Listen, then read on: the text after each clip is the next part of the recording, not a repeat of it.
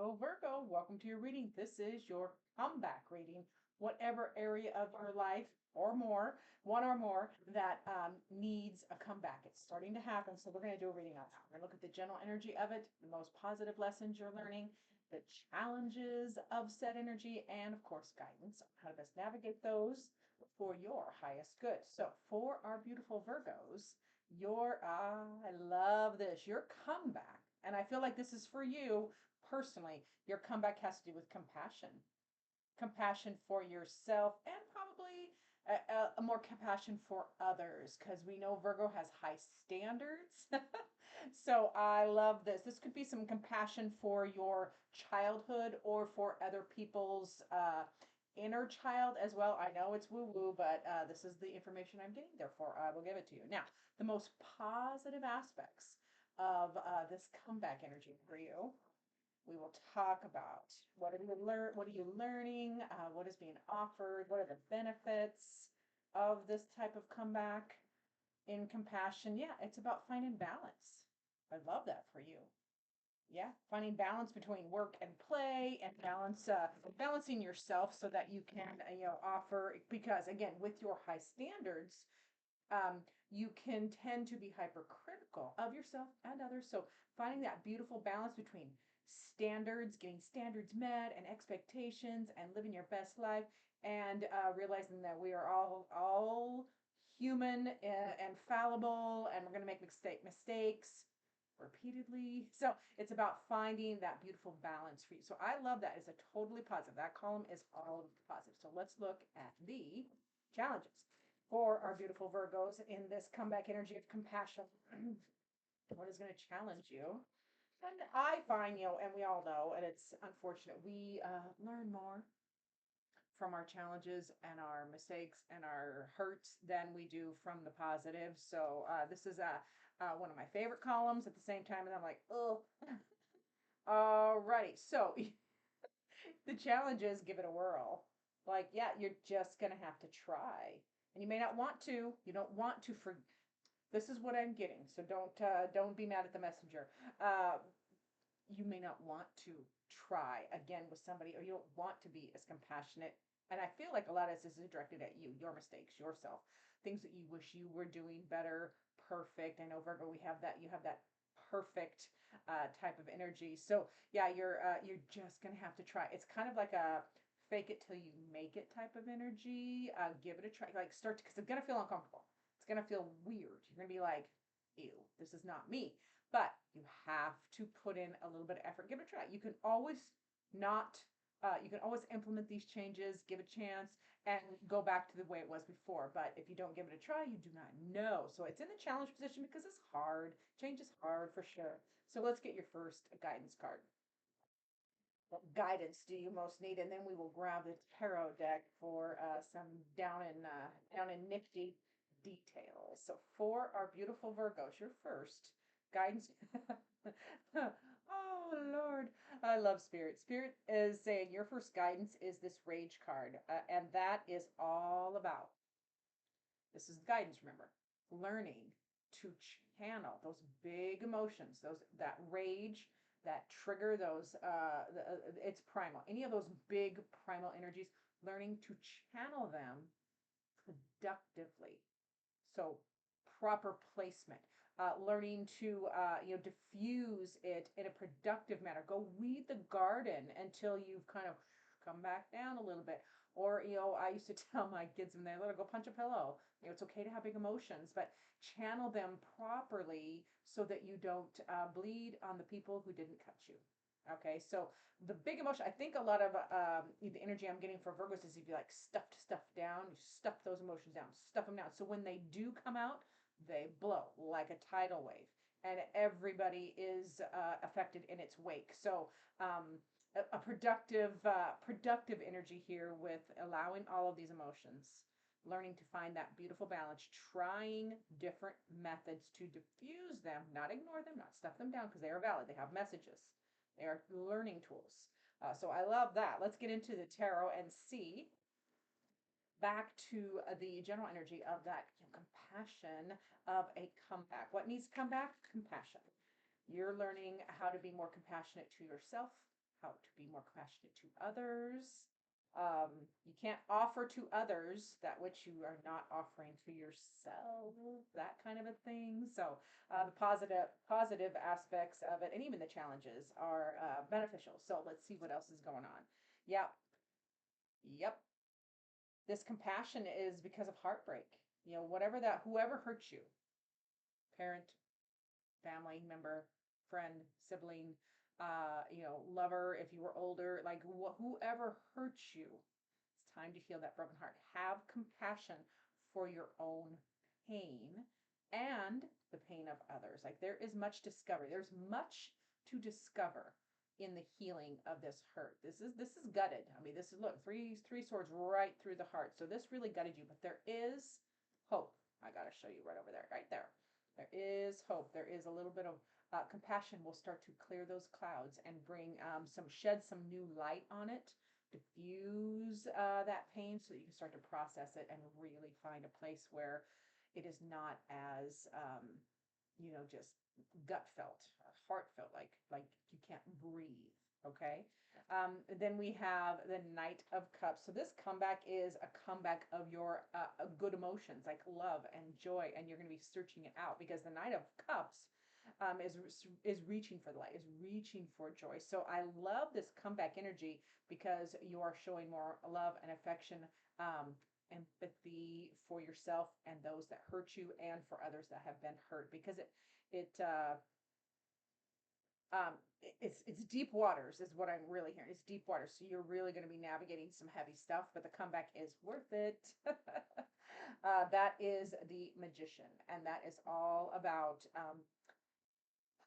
manifesting these changes. This is about as above, so below, as within, so without. So it is a cycle.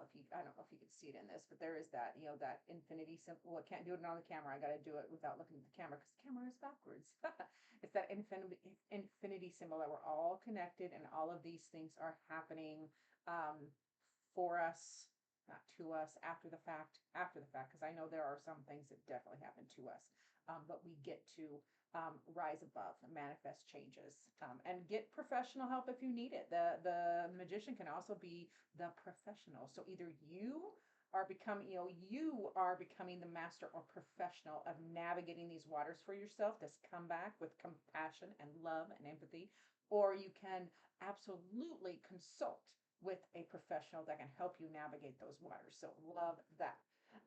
Into the positive aspects, you're finding that beautiful balance, between your high expectations and empathy and love for yourself and others. So let's see what else positive. I think that's one more. What else positive is coming? Because everything is connected. I mean, there is a tree here. So this is, and if you notice, all the branches branching out, there's different things going on. So it is all connected. And that is part of the positive, is that you will be noticing how connected these circumstances have been for how you are now and why you're needing this comeback or a change. So we have the Eight of Cups. This is most positive. Remember, this is all positive. So you are learning to let go of those emotional situations, those emotions that don't serve you anymore, the pain, sorrow, the disappointment. That Eight of Cups. And I love this particular image because if you look, she is throwing those away. Like it is a choice. It's not like it is an act. It is an action. It's an adjective. Nope. What is an adjective? Nope. That's a descriptor. A verb. There we go. It's a verb. Like you're actively letting go, choosing to let go of any of those emotions that are not serving you anymore in the most positive way. It's a lightening, because after the Eight of Cups, in the most positive, when you find that balance, the Eight of Cups, you move through that Eight of Cups, those emotions, you let them go, and you get to the Nine of Cups, which is progress towards wish fulfillment. That is joy. We love a Nine of Cups energy. So it is happening. And then we have the most positive things of the King of Pentacles, or King of, it's Pentacles, Throne of Pentacles. They use different words for him, and it always flabbergasts me. So this is you becoming the master. Come on, camera. There we go. This is you becoming the master of your life, your 3D life. We are here for a reason. You have this beautiful life. You're going to build it or rebuild it in a manner which, is just safe and secure, and you're sinking your roots in, and the foundation is firm. finding that new balance, especially. So I love that. And then you have the chariot. These things can happen rather quickly. You can move through this process fast. You don't have to wallow and through the mud of that pain to heal it. You don't have to relive every excruciating moment. It's not about that. You can navigate that really quickly because the chariot is a victory. This is a win for you. You learn, and again, it's another balance card because you're learning in that chariot to balance that primal side and your enlightened side and bringing them both, knowing that they work together. You are the chariot driver. You bring them together in a beautiful balance and use that for powerful momentum forward for the win. It's a win for you. So I love that column. Now, into the challenges, remember, you have that give it a whirl. Like it's hard for you to start or to try new things, or you don't want to. I get it. Trust me, I understand that. So being challenged that that you have to, like, you're gonna feel, it's gonna feel foreign. You're gonna feel like you're faking it.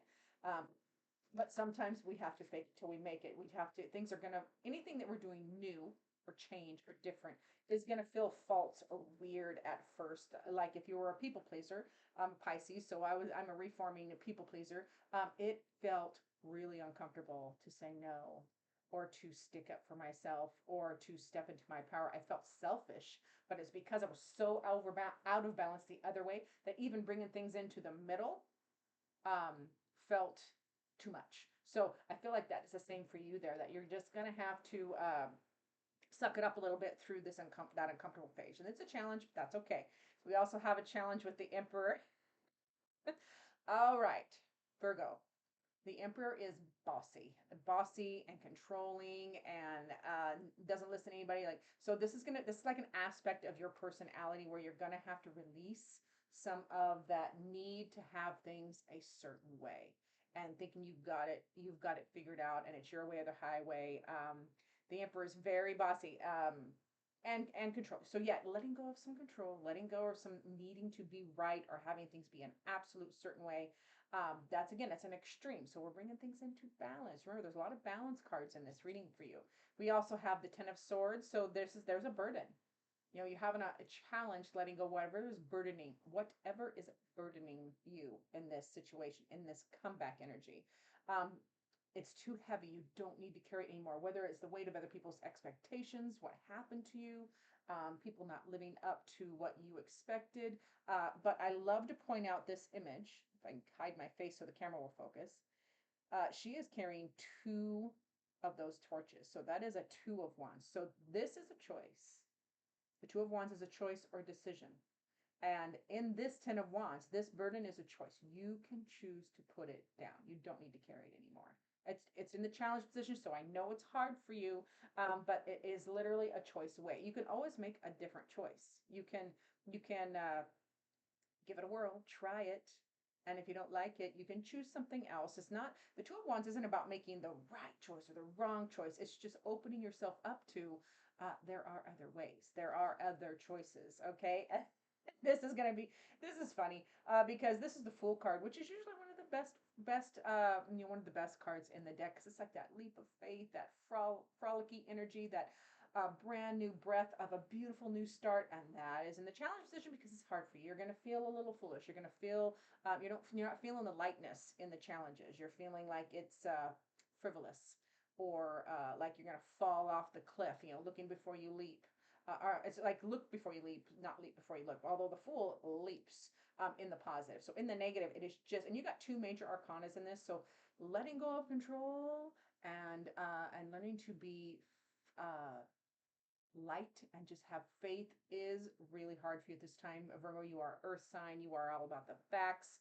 But trust the process. It's about a trust the process thing. Because remember, we're going into that first guidance card of a rage, learning to channel and diffuse your big emotions, big experiences, learning to challenge that or channel them, I want to say, productively. Like use that energy for change in the good way, not flattening everybody around you and reacting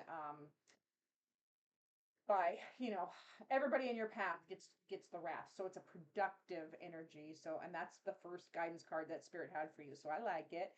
And then we have the Ten of Cups. This is also Spirit's way of reminding, hey, remember, you've got it good too. Remember to sit back and feel the love.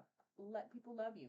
Know that you can create this Ten of Cups energy, which is that beautiful foundation, that safety, that security, that joy, that love with the people around you, friends, family, friends you call family. You can make your own family or remake it.